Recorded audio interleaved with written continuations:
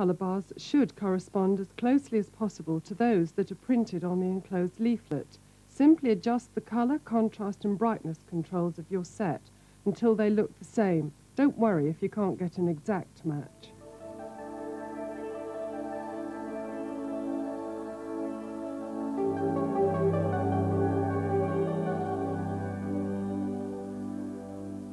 The tape is divided into a number of sections for easy reference, starting with foundation and going right through to lipstick, and you'll be able to see how the makeups work on 2 different age groups.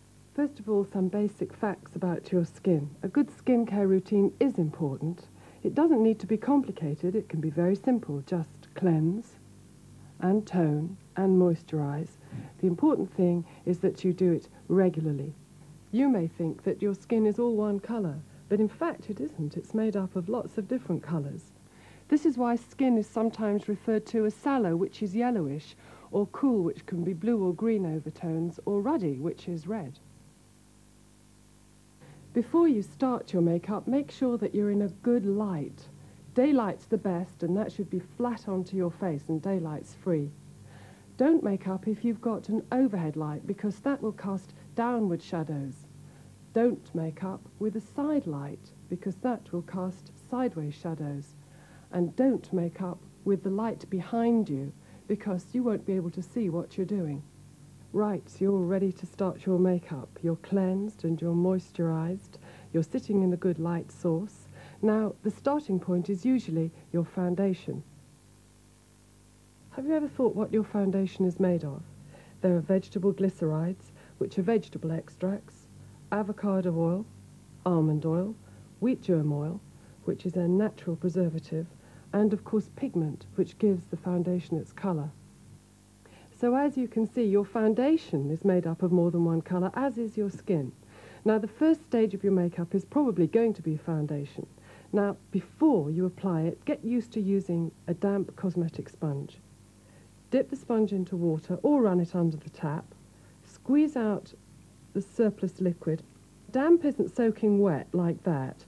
Damp means take a tissue or a towel and give it a good squeeze like this to get out any excess water, because water, of course, will make your foundation streak. Then when it's just damp, you're ready to use your foundation.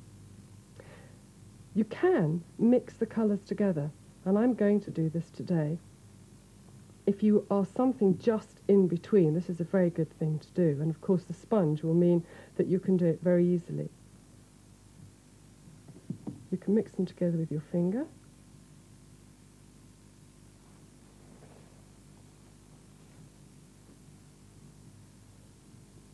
Take the foundation up with the sponge, and then you're ready to begin by putting the foundation onto the middle of the face first.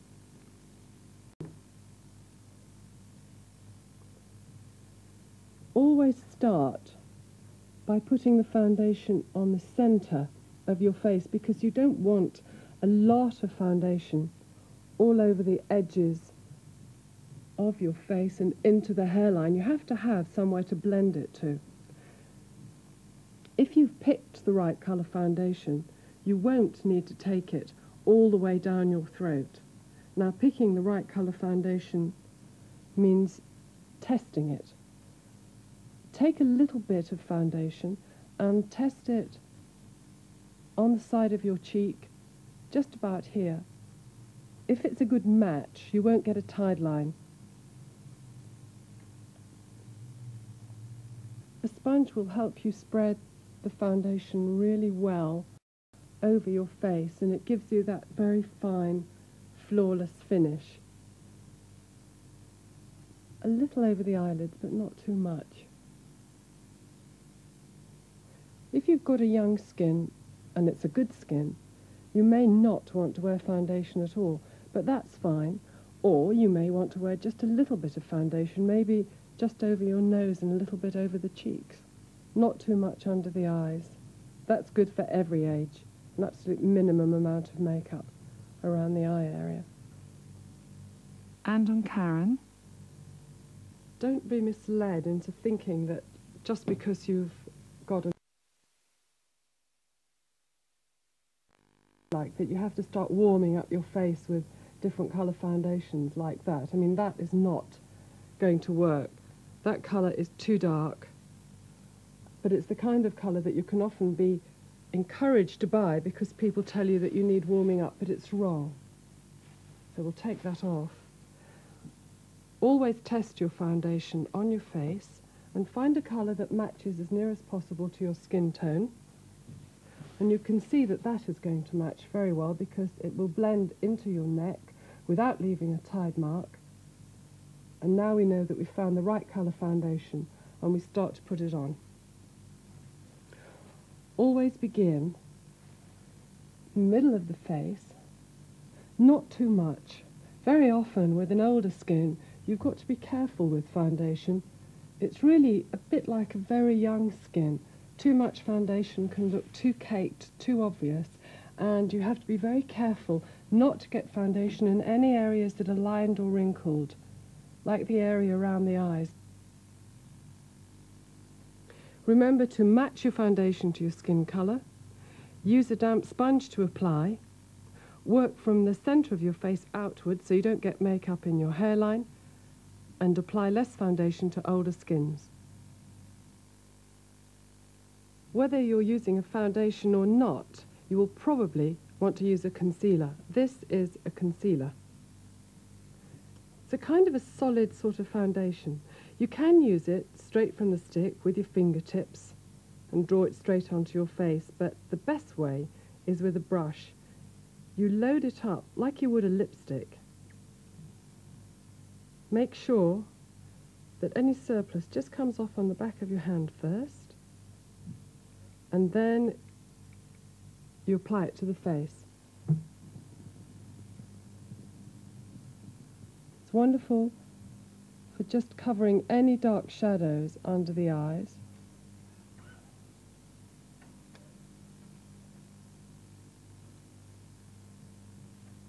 Just paint it on gently. You can see why it's a good idea to use a brush. If you drag the skin under your eyes, you can emphasize bags and wrinkles, and then don't rub, just pat the concealer into place with your fingertip. No dragging. And remember, concealer goes on over the top of your foundation or straight onto your skin after moisturizer. You may find that you want to use more than one colour. I'm using a slightly darker shade here, just over the nose area. You can mix them together just like you did with foundations. Mixed with a little of the lighter one. That's going to reduce any redness. And then blend it in with your fingertip. And again, use the brush to get in any nooks and crannies like this, around the nostril.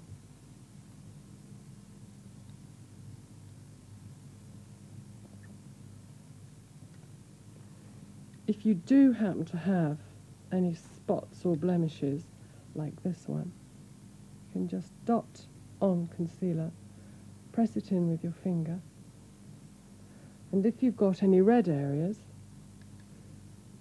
you can just put concealer over them, rather than using a thick layer of foundation. It's a much better idea to use a little bit of concealer and just blend it in with your finger like that.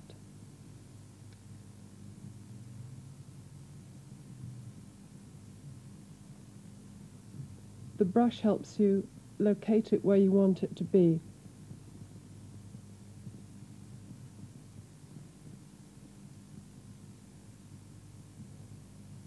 And then you'll be ready for face powder.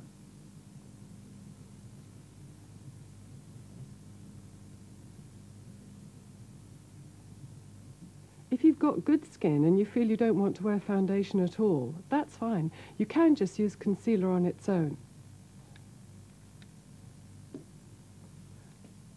If you have red marks, and one often does have red marks, especially around the nose area, you can just dot concealer on with a brush and then pat it in with your finger, and if you have high colour, say, on your cheeks, which is quite a common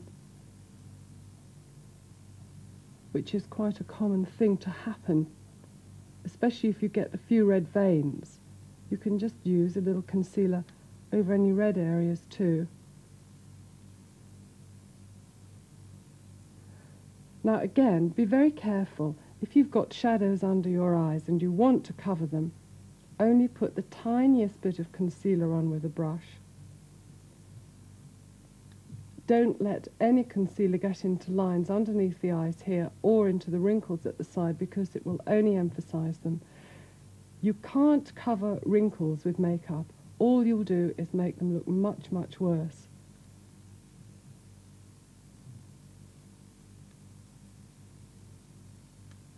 If in doubt, use less.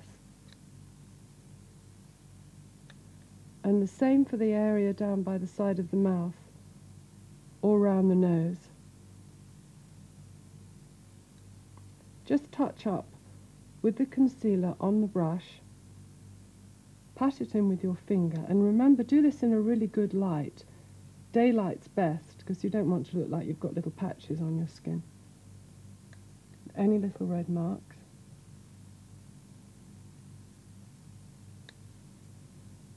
And don't rub or drag, and be especially careful on the area around the eyes. This isn't a good place to rub or drag anyway, because you really can stretch the skin quite badly. You notice that I never pull at all.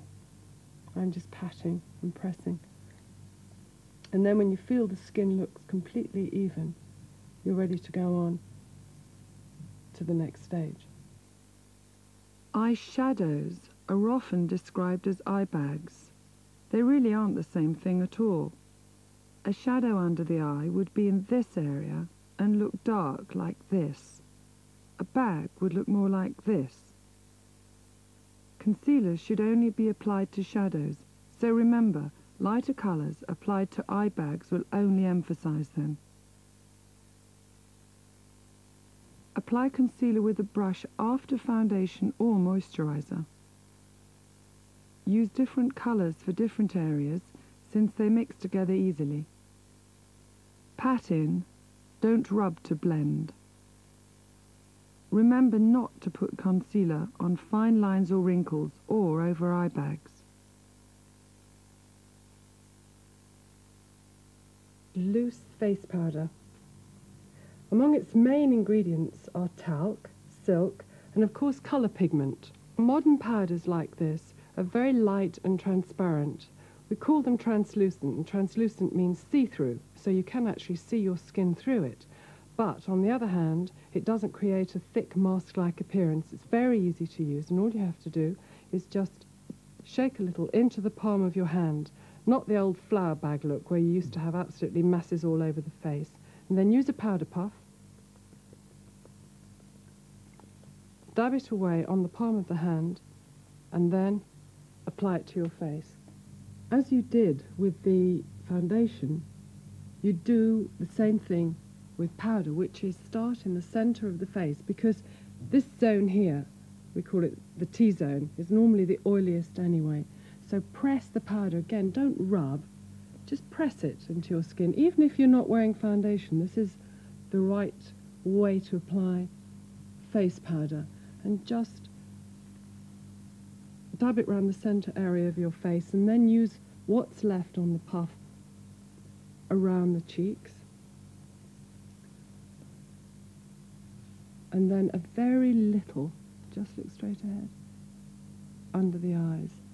There's really nothing left now. I'm just using the last of what was on the powder puff. Now, powder really is important.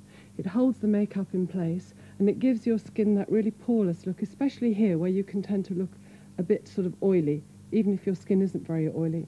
This will hold the makeup in place, make the skin look very smooth and flawless, and that prepares your whole face as a basis for whatever colours you might add afterwards. And before you start to do eye makeup, just run a little bit of powder over the lid. Takes away the grease. and means that if you're using powder eyeshadows, they won't crease too easily afterwards.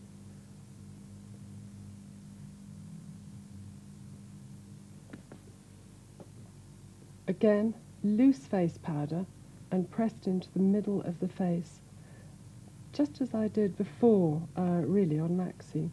Now, not too much. If you have got lines, or even if your skin's a bit dry, you need to probably use less powder rather than more. And I'm making that little bit that I had on the powder puff really go a long way, and I haven't put any at all around the eyes yet. To help the makeup stay on, we will actually need a little bit of powder.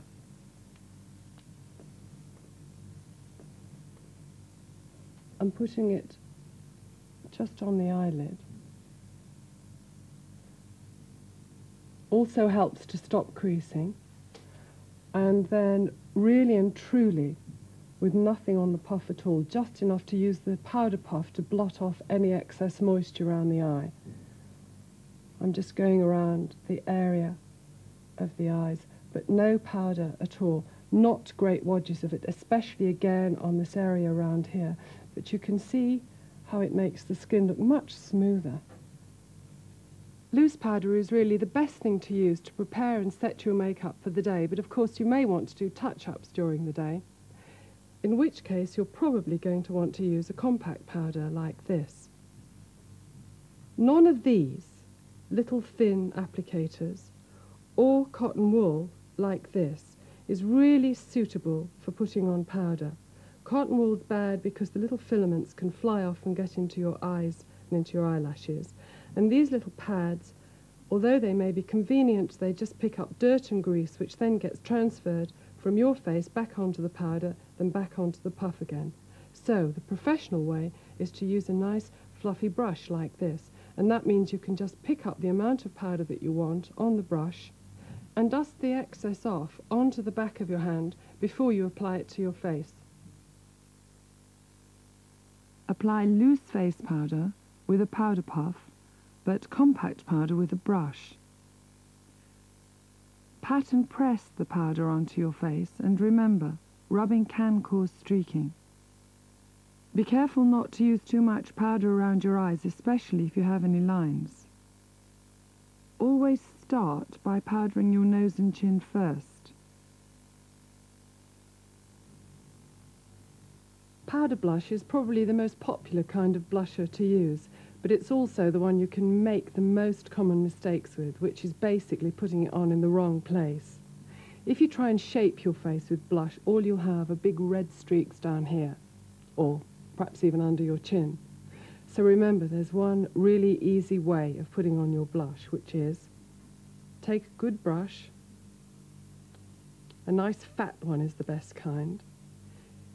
Dust it round your powder blush, and then remember, and this is a good thing to remember with all the makeup that you do, dust off the surplus on the back of your hand first, and then apply it straight onto the skin. Now you can see, if you've got the right kind of brush, it just does the work for you, straight over the cheekbone, so that if you imagine, it's a kind of a teardrop shape here. It's what you call sort of the apple of your cheek. And the brush will actually do the work for you. Just sweep it over the cheek itself. And because it's in the right place, it actually shapes the face naturally. Cream blush is perfect for a younger skin or an older skin, or if your skin is dry, and for a very natural look. All you have to do is just smooth a little bit onto your finger, and then just dot it onto your cheek. It couldn't be easier to put on. And then just blend it in with your fingertips, lightly, over your cheek. Don't worry about where to put cream blush.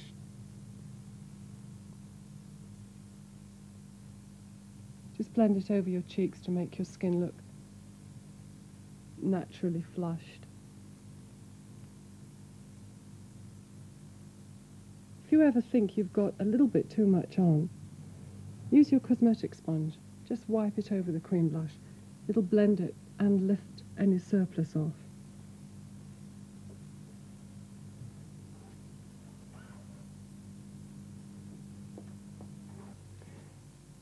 Cream blush is as easy to apply on an older skin as it was on Maxine's younger skin. The big trick about cream blush is, of course, to put it on before you put any face powder on at all. And just dot it onto your cheeks and blend it in, like I did before. Don't try and make your face look thinner with blush. You can't sort of shape your face away with it. What you can do is make your skin look very healthy, give the face a real glow. And cream blush works very well for this.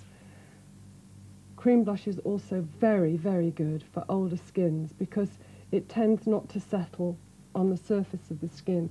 It isn't dry, and it gives a very soft look because it's got a natural sheen all of its own. And it's also very good if you're not wearing foundation but you just want to add some colour to your face. Don't try to slim down your cheeks by using blushes or shaders. They will only make your face look stripy instead of making your skin look healthy. Don't try to attempt to shade away a double chin. Blushes or shaders used heavily on your jawline will create a tide mark. Never shade your nose heavily, since it makes the skin look a different colour from the rest of your face and draws attention to your nose. Dust excess blusher onto the back of your hand before you apply it to your cheeks. Stroke powder blush onto the apple of your cheeks using a large blusher brush to avoid streaks. Remember, always apply cream blush before you use face powder, but powder blush after. Cream blush is good for young or older skins if you want a very natural look.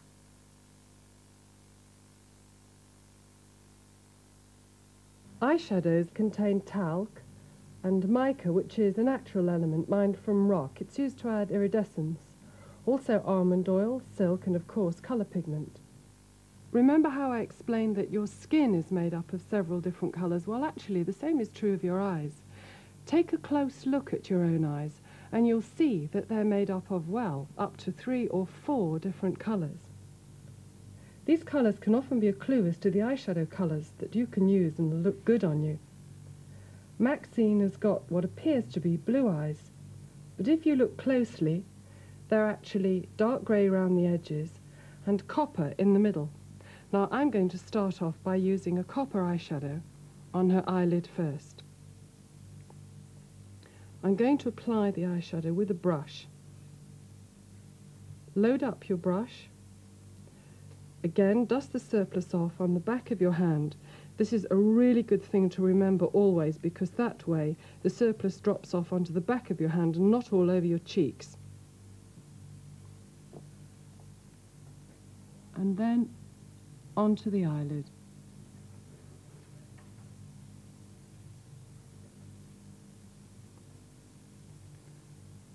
You can blend with your finger, but it's a good idea to use brushes to blend if you want a really professional looking finish.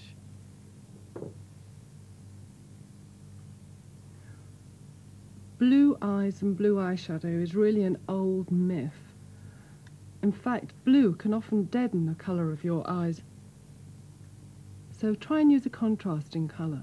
Blue actually looks very good with brown eyes, looks very good with green eyes, and that's a good general rule. Use a contrasting colour or more than one colour, as I'm going to do today. This is an eyeshadow pencil.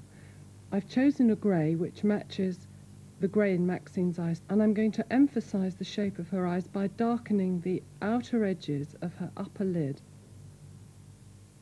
This is powder eyeshadow, so it blends very well with the shadow that I've put on already.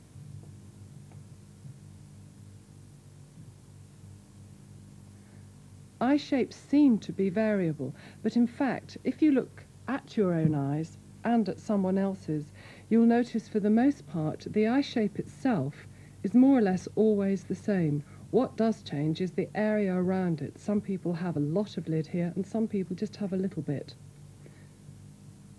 There's a good basic rule, which is anything that you highlight will stand out and anything that you darken will go back.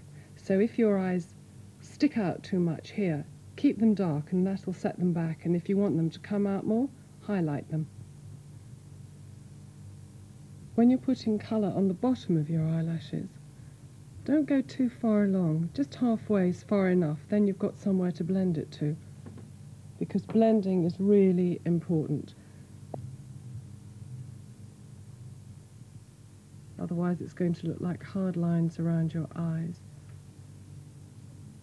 A nice big fat brush, that'll just do the job without having any particular skills at all. Gives you a really professional looking eye makeup.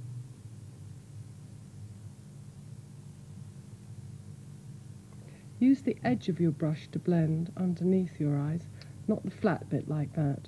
Just run the edge right along the bottom lid.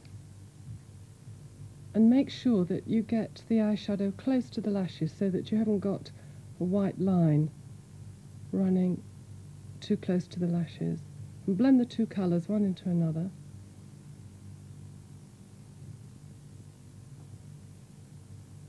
And that way, what looked too dark before now looks nice and soft.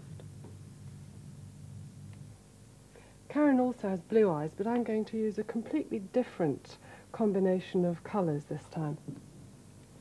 Now I'm going to start by using a yellowish colour. It's actually an old gold.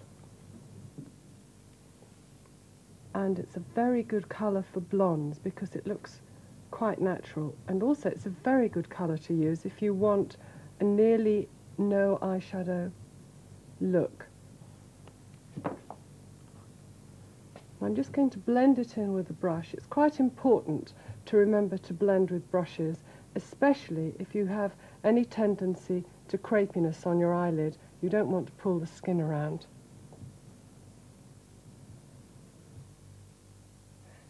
Now, it's not a good idea, if your eyelids are beginning to get at all crepey, to use very shiny eyeshadows like this, because it'll just make them look a bit like elephant hide. Now, if you want to add emphasis to your eyes, you can put a bit of shading in the socket line. If you've got any area that sticks out too much, you can shade it back. We can emphasize Karen's socket line by putting a little bit more powder eyeshadow just here. Now, as you get older, you often find that your eyes tend to droop a bit at the corners, so don't let your shadow start to creep down into the area where you might have lines.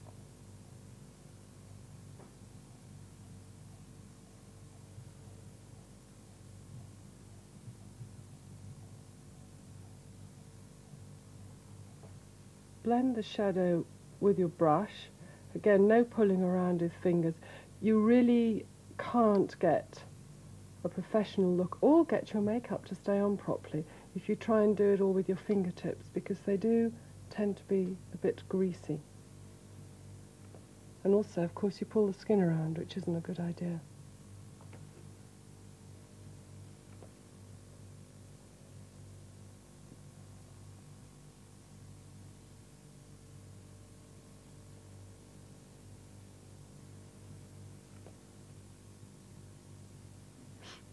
If you don't want to wear eyeshadow, but perhaps you just want to shade back a heavy lid, you could use the shading like this on its own in the socket line without putting any colour at all on the lid, which would be fine, and a very good way for making the eye shapely, setting back anything that looks baggy, but looking fairly unmade up at the same time. Don't forget, when you're putting on your eye makeup, look from one eye to another to make sure that it's even. Look for the contrasting colours in your eyes as a guide to choosing colours. Dust off surplus shadow onto the back of your hand before application to avoid drop-off onto your cheeks. Use brushes to apply and blend colours together for a professional look and for a longer lasting eye makeup. Don't let eye makeup creep too low at the outer edges of your eyes if they droop.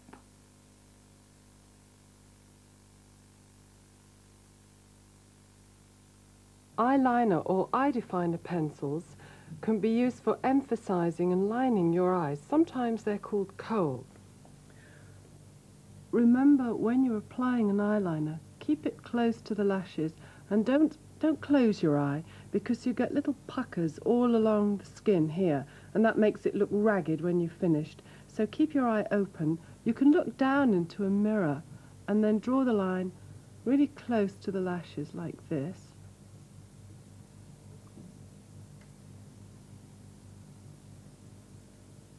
And if you want to extend it at the outer edge, just look straight ahead into your mirror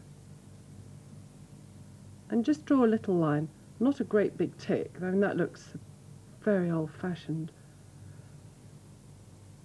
It's important to remember also to keep the colour really close so that you haven't got little white dots between your eyelashes and the eyeliner. Now, you can leave it in a line like that, but the best thing to do is to blend it. Now, you can use your finger, just a clean fingertip, to run over the eye line, or better still, use a brush. The brush you blended your eyeshadow with, or put it on with, will be perfect. And that will blend the line into the eyeshadow so it looks nice and soft. And yet, it will emphasize your eye shape.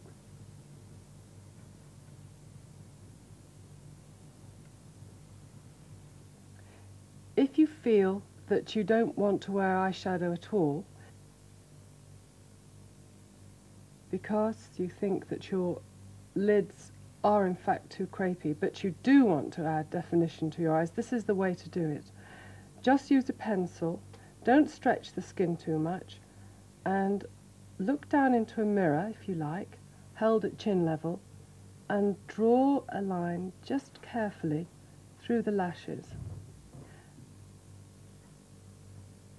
Even if you've got quite a big fold here, you can nearly always manage to get a very fine eye line on. And a little bit of line underneath, no further than halfway along, because you do want to use your brush just very gently to blend it in so that it doesn't look too hard. You could also use the powder shadow pencil to do this as well, which will give you a very soft line.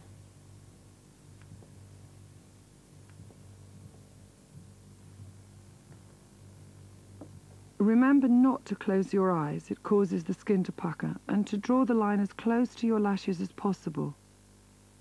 Blend the eye definer for a softer effect. Don't stretch the skin. Use a brush to blend eye definer on your lower eyelid.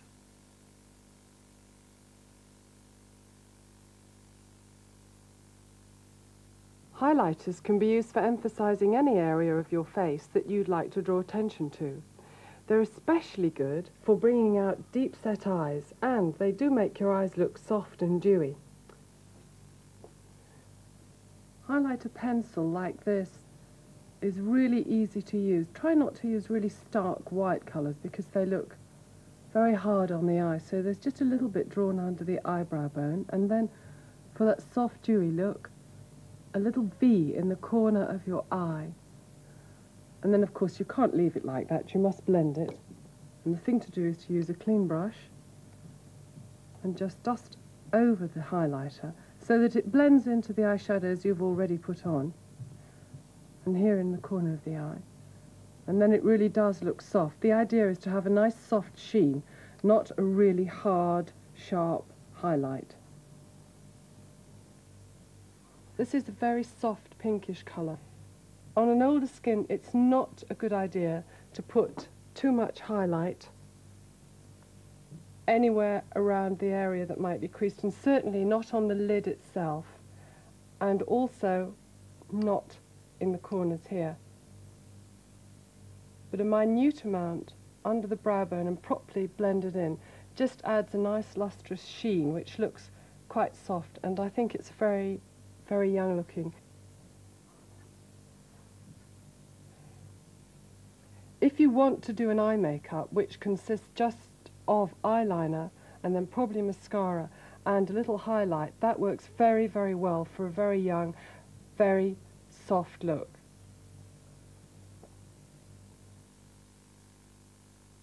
Highlighter can be used to draw attention to any area of your face or eyes. Don't use pearly highlighters on your eyelids or on fine lines or crepey skin.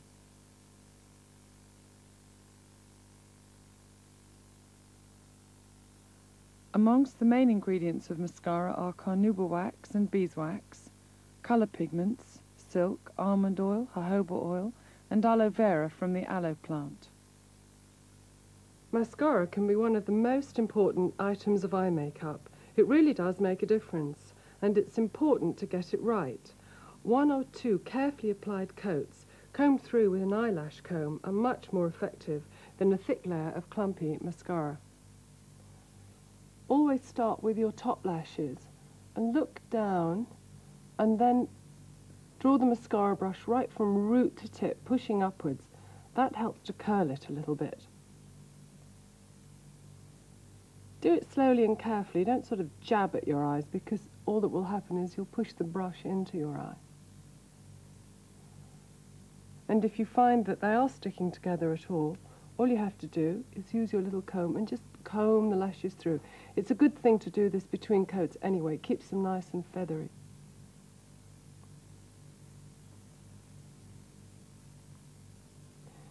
If you've always longed to use coloured mascaras and are worried because you think they might look too bright if they're used completely on their own, try mixing them with black or brown.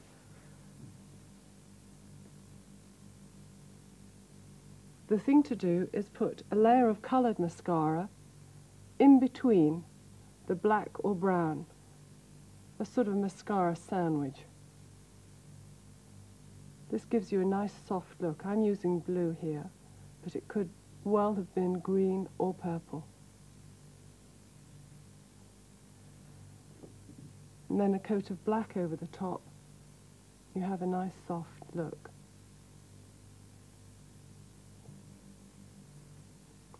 Now for the bottom lashes, just run the mascara brush along the lashes slowly and carefully, and then just comb them out with the end. You can use the full length of the brush like this, but you always run the risk of getting mascara on your nose at the side if you do.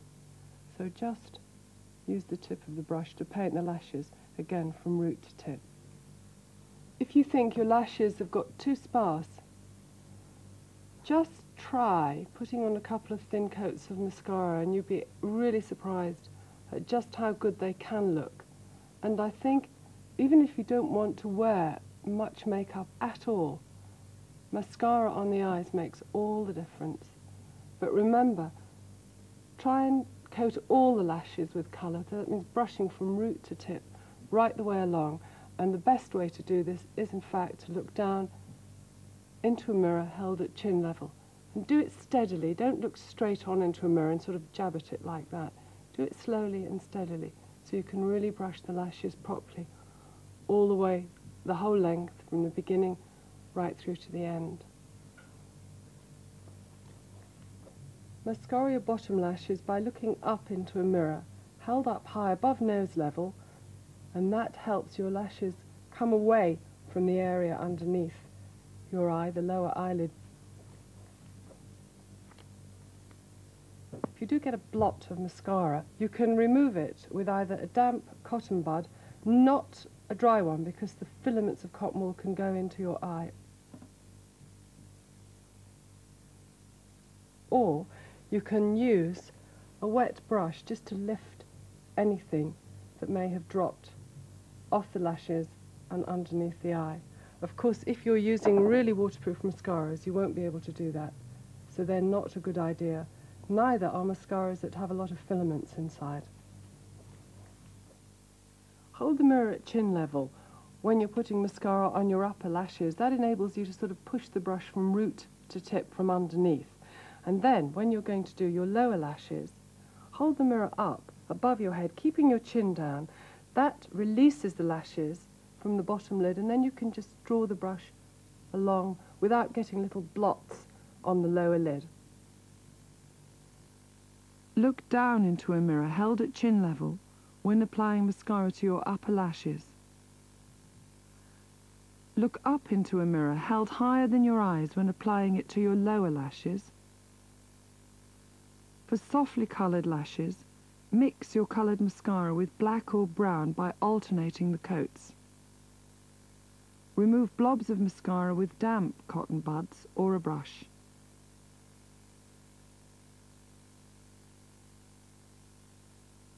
Eyebrows frame the eyes and can be emphasised in a number of ways, with pencils and with eyebrow makeup.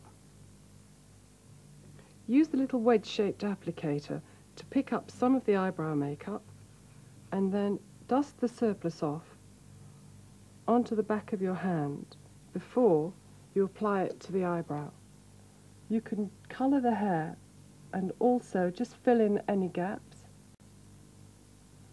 and draw a little line at the same time. It's a very soft and natural way of emphasising your brows.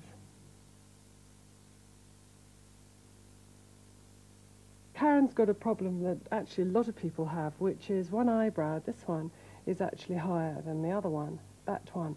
And I'm going to use eyebrow makeup to even them up. And when you're doing this on yourself, be very careful, because you must make sure that you do in fact make the two eyebrows the same. So use the little wedge-shaped chisel-ended brush, and then you can just colour in the other side. Darken it slightly to match up in depth. It's much easier to use than pencils, which can give you a very hard line. With eyebrow makeup you can colour the hair and the skin. And you can finally just make sure they're in shape with a little comb up. There you go.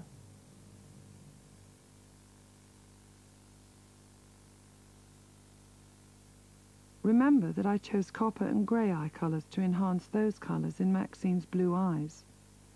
Blue eyes also look bluer when you use dusky pink eyeshadows, or a combination of yellows and browns. Both of these combinations emphasise the blue by contrasting with it. If she'd had green or hazel eyes, russet and dark grey would have been a good choice.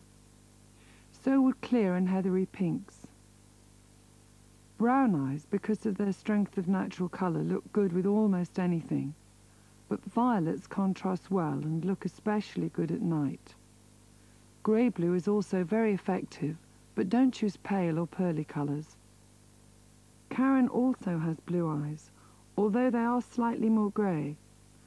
Old gold and taupe for emphasis give her a very subtle eye makeup. Bright colours such as pale blue or pearly turquoise are not the most flattering colours for an older skin. Stick to softer, more muted tones such as taupe with gold and browns or peaches. If Karen's eyes had been green or hazel, deep turquoise and grey, or a mix of stone and fir tree green would bring out the colour of her eyes. Brown eyes, which look naturally deeper anyway, can take slightly more vibrant tones, such as copper with a little pink in the socket, or heather with grey.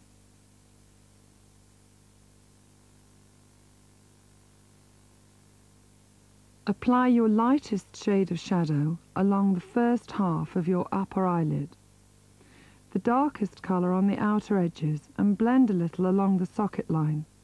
This is a simple way of applying eyeshadow and will suit most eye shapes.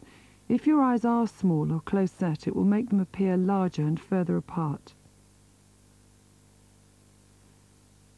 If your eyes are deep set and don't have much eyelid showing like this, don't use light-coloured shadows. They will make heavy lids stand out more. Apply a darkish shade of eyeshadow all over the upper lid, starting close to the lashes. Don't apply the colour all the way up to your eyebrows. Use a brush to blend and fade away to nothing. A touch of colour on the outer half of the lower lid and a little halfway underneath will really open up your eyes. Finish off with mascara.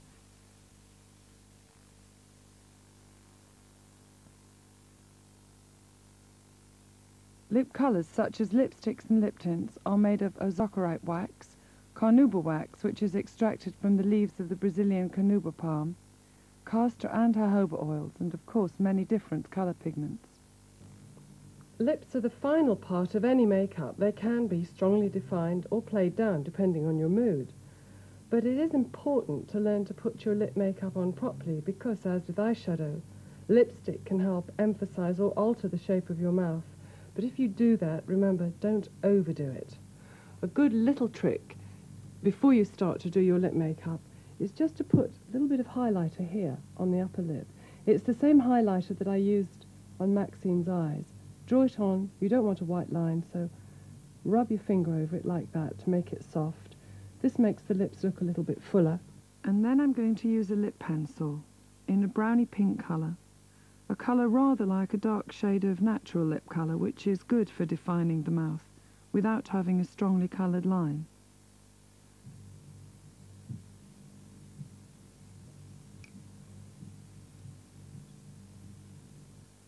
Soften the depth of colour of line without spoiling the effect by gently running a clean fingertip over the line.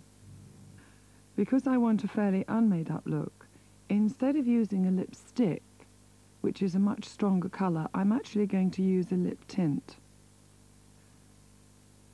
Just smooth the lip tint straight from the applicator over your mouth. I always use a lip brush, which helps me to blend the lip tint into your lips, and also it helps blend it into the pencil line, because I don't want a dark line around the mouth. And then finally, you can give it a little blot with a tissue so it doesn't look too jammy. And then you've got a finished makeup. Lipstick makes all the difference to your look. A lot of people think that unless your face actually has lipstick on it, it's not made up at all. Now, I showed you on Maxine how you could use a lip pencil to alter the shape of your mouth. You can also do the same thing with a lip brush. A lip brush is really important, and it's a very good thing to learn to use if you want a nice, clean, crisp edge to your lips. I've loaded the lip brush with a lipstick, and what you do is just draw the line along the edge of the mouth. You can extend it if you want to, but if you're going to overpaint the edge of your mouth, just do it by the merest hair's breadth, not very much at all. And don't try and draw with the point of the brush like this. That doesn't work. Use the flat edge. Lip brushes have chisel edges, so they'll actually make the shape for you.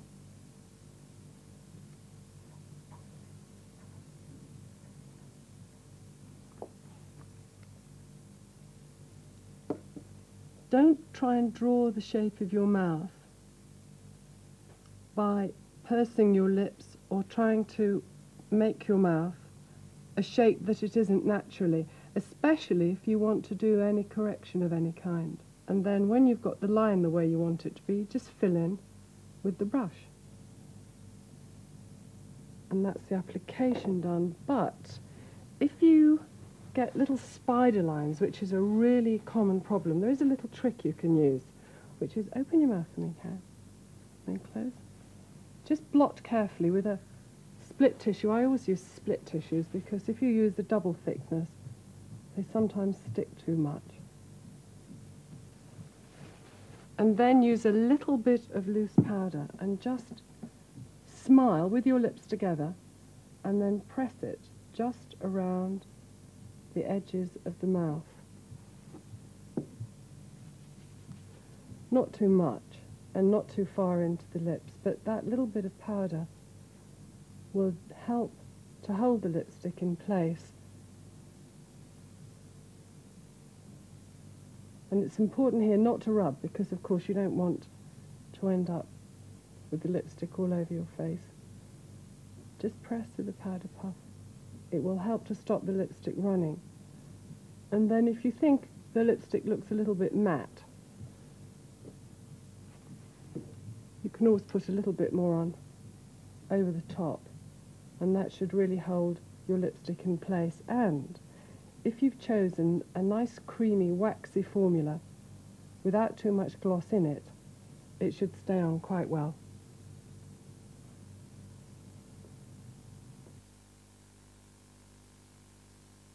You can use a lip liner pencil to define the edges of your mouth.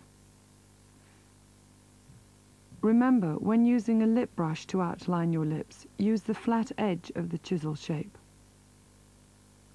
Use a lip tint for less depth of lip colour and a more natural look. Blot your lips and lightly powder the edges to help control spider lines. These are the basic techniques of a professional makeup. Of course, there's no rule that says you have to do all of the makeup all of the time. You can incorporate any of the lessons you've learned into your daily routine.